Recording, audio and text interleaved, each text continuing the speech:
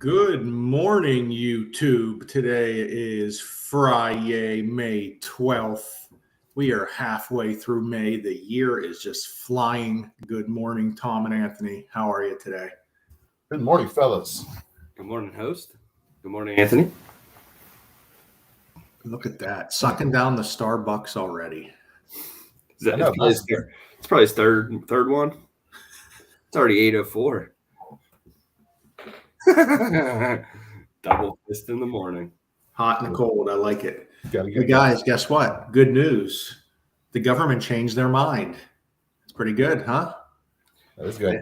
They've never done that in their history. No, never done that. Shockingly, the government's going to come in. They're going to change how interest rates are priced. That's going to get out there to the public. And now they're going to take away some, they're going to leave some in, and they're going to make it so confusing, no one's going to know what's going on. So good job, US of A. Yeah. That's for the debt ratio. No comment on that. No, I'm talking about the LLPA's debt ratio. I thought you were talking about debt ceiling, Anthony. That's a whole nother thing we got to talk about. I don't know if anyone's been paying close attention, but we got a debt ceiling ready to expire. We got political games going on by both sides. So who knows if that's going to affect interest rates going into the weekend, into next week. So that's a whole nother factor. Our world is literally affected day by day. I mean, by politics right now. It's pretty nuts how every day I turn on the news and something mortgage related is there. Yeah, it's kind of odd and crazy in a way how much it does affect everything that we do. The rates are so volatile with all the politics going on right now. I'm sure we could sit here and talk politics all day on this show, but that's not what it's about. But we do need some little bit of stabilization for our market and for these rates to remain stable for these buyers. Yeah, and inflation numbers again came in positive this week with the CPI report. So I keep telling everyone it looks like we're to the point of the tipping point of inflation, hopefully. That was going to be good news going forward. So again, just always remember, if you think we're at the highest point of rates, you can always refinance down the road. Hopefully that's the case. So if you're purchasing now and you can afford the payment, with the higher rate, hopefully things would only get better with those lower rates if we can refi down the road. Yeah, for sure. Yeah, definitely get those second looks too, guys. Don't just take that one rate you're getting from an out-of-state bank. Go West Penn Financial. Exactly. Get that local service and rates. Also, appraisals, guys. I'm getting a ton of questions on appraisals where buyers, hey, can we hold off on that appraisal? Hey, can you not order that for me? Listen, I'll hold off on an appraisal forever if it was up to me. But holding an appraisal, unless the real estate agent structures the contract with their days properly, can put the buyer at a lot of risk and can put us at risk at not making a closing date.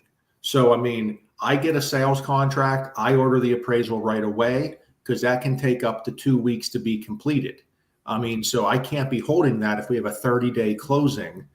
Holding that appraisal is really going to cause problems at the end. So I try to order it right away to get that buyer's process going. I understand that's roughly $500, but there is a cost of getting a mortgage, and I don't want to miss a closing date because we're trying to get through an inspection period. If there's a lot of items on an inspection, I would say the agent, please push your timeline out more on the contract so we on the lending side have time to get our work done as well. And right, I don't think that clients actually fully understand that they're obligated per the agreement of sale to have their appraisal done within so many days. And then they want to wait, but then they don't realize that they have 5 days to reply to that home inspection. The seller has 5 days to reply. So, you got 10 days right there. So ordering that after the fact, stretching out the application date as well as the appraisal contingency. You might as well also stretch out the closing date as well, if that's going to be the case. Puts a lot of stress on the system if we're trying to do everything we can for a 2-week closing that may not happen. So, well, I mean, it's so hard.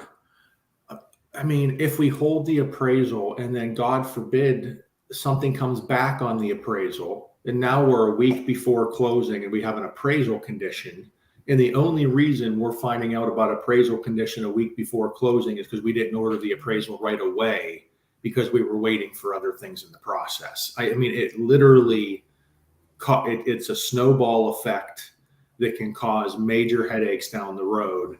And as loan officers, we can't say what's on the appraisal. We have no idea what's going to pop up on that appraisal. But then we are the ones that kind of take the brunt from the buyer and the agent if they find out things a week before closing. Yeah, it's very difficult to get a 30-day close done when we push the appraisal out 10 days. It just really puts a lot of stress on everybody. I mean, you may not see that stress. We don't wear it on our sleeves, but there's a lot of stuff in the background getting done during that time. And if we don't have the proper timelines to get it done, because even on a 30-day closing, we might only have 20 to 22 business days in that 30 days. So your 30-day closing on the contract by dates may only be a 22-day closing. And if we wasted 2 weeks before we're in the appraisal, we're really shortchanging ourselves on that and making the buyer's process a little bit more difficult.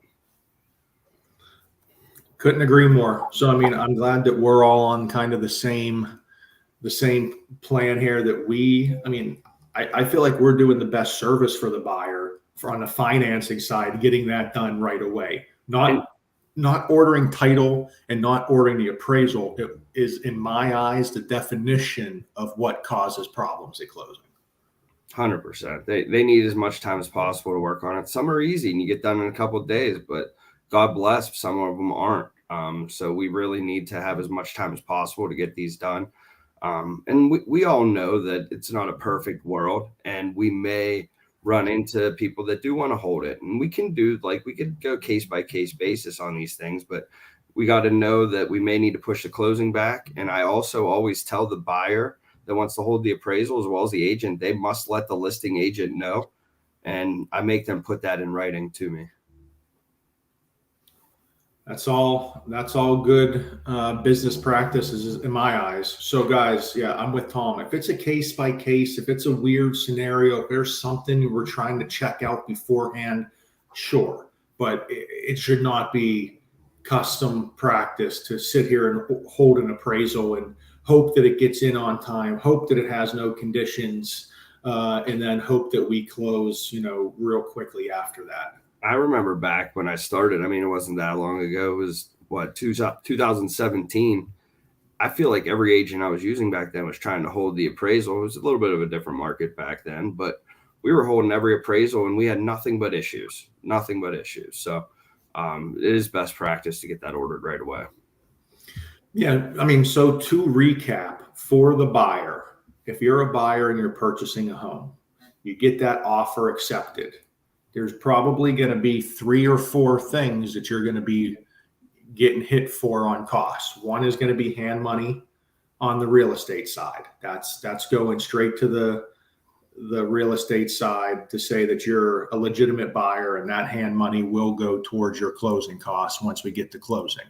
Then if you want to get a home inspection, again, on the real estate side, you're probably going to have to pay for that. Those 2 things are real estate items. We don't care about those items in reality, especially the home inspection.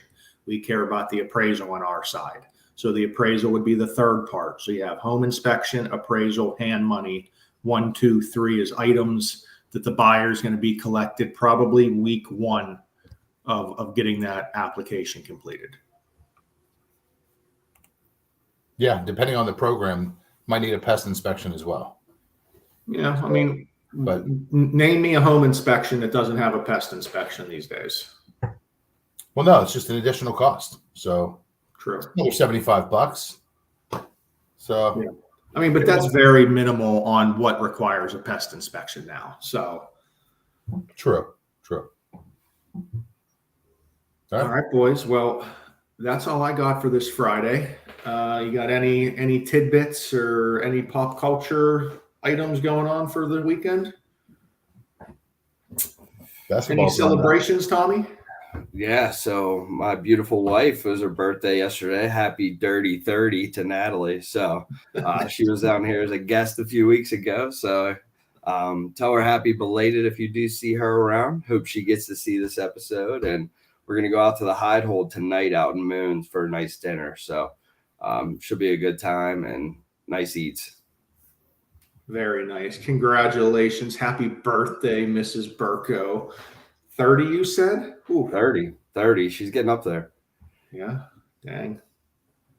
You're not supposed to say a woman's age. I don't know if you ever heard that, Tom.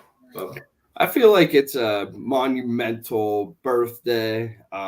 After the age of like 30, you can't say anything till 40 and then 50. I feel like those women love the surprise parties and throwing out those zero numbers. So from now on, she's 28. I'm going to call her 30.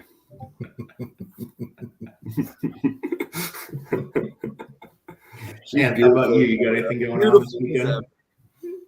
I don't, man. I don't. Stuff around the house, man. Home ownership. There's always something to do. Yeah. I got to hang a TV. Ryan, what are Saturdays for? Oh, Saturdays are for the pre-approvals, of course. So give us a call if you need anything over the weekend. Get them pre-approvals done on Saturday for them offers on Sunday. I will be here waiting for the call. All right, boys. I'll see you, I guess, Tuesday. Happy weekend. Yes. Later, guys.